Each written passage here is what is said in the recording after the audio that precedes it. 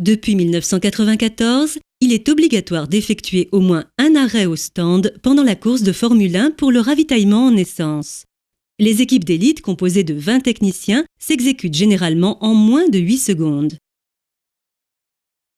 L'automobile est soulevée devant et derrière avec un cric pour le changement simultané des 4 pneus. À cet effet, les vis sont d'abord déboulonnées, le pneu est ensuite retiré du moyeu, puis un nouveau pneu est installé et serré à l'aide d'une clé à choc. Le capot n'est ouvert qu'en cas de mauvais fonctionnement du moteur. La visière du casque est nettoyée. Un membre de l'équipe indique au conducteur ce qu'il doit faire en actionnant un grand panneau rond rappelant la forme d'une sucette. D'un côté du panneau figure la mention « Break » donnant l'ordre de freiner. De l'autre, « Reset première vitesse » signifiant « mettre au point mort ».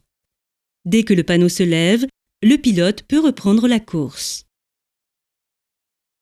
Le ravitaillement en carburant représente le travail le plus dangereux pour les techniciens.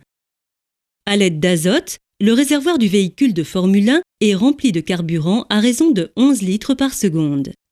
Cette étape ne peut commencer que lorsque le pistolet de distribution est solidement enclenché dans le réservoir.